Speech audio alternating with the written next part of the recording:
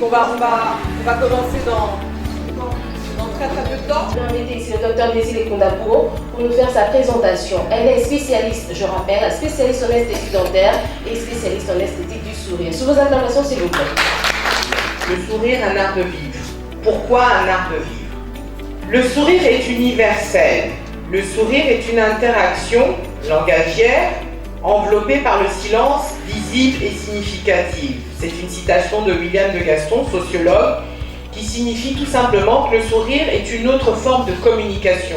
En général, peu importe le type de sourire, il véhicule des messages. La manifestation d'une émotion ou d'un code en société. Et la sociologie du sourire nous parle d'interactivité entre individus. Le sourire passe d'abord par des dents saines.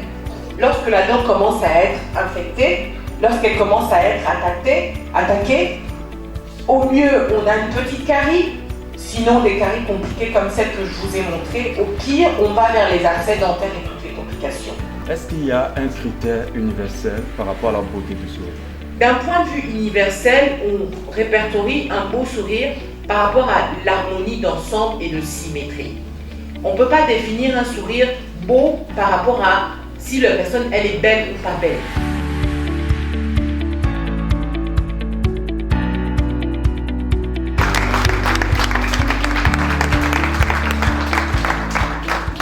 Je vais désormais faire appel au deuxième panel.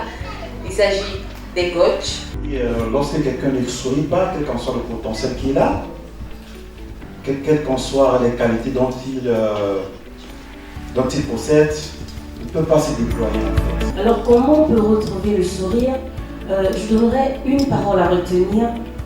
On ne peut pas empêcher les événements, on ne peut pas empêcher aux événements de nous maltraiter. Mais on peut décider de l'impact de ces événements dans nos vies.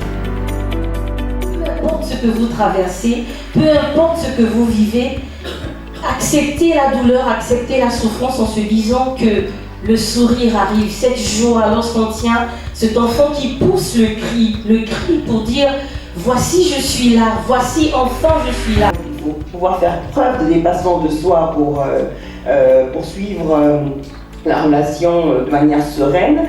Le sourire, à ce moment-là, contribue à apaiser les tensions éventuellement ou à prévenir les conflits ou tout simplement à rassurer la personne en face de nous, à établir un lien de confiance parce que dans les relations interpersonnelles, le plus important, c'est d'établir et surtout de savoir préserver la confiance. Vraiment, il ne faut pas négliger la force, l'importance qu'un sourire sincère, qu'un plaisir sincère, parce que c'est ça au travers du sourire, c'est le plaisir que vous pouvez prendre à échanger, à interagir. L'histoire d'Azafat, c'est une histoire du sourire.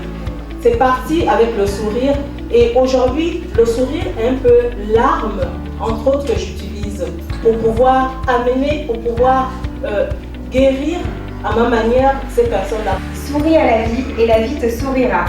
J'ai appris cette phrase en vietnamien, en sri-lankais, en singapourien, en néo-zélandais, en langue maori. Et toutes ces phrases, j'ai partagé des émotions avec des belles personnes qui m'ont inspirée, qui m'ont marquée. On sourit et nos sourires sont devenus mécaniques. Mais un enfant, quand tu regardes son sourire, il est tellement radieux, tellement vrai, tellement pur qu'on a beaucoup à apprendre avec le sourire des enfants.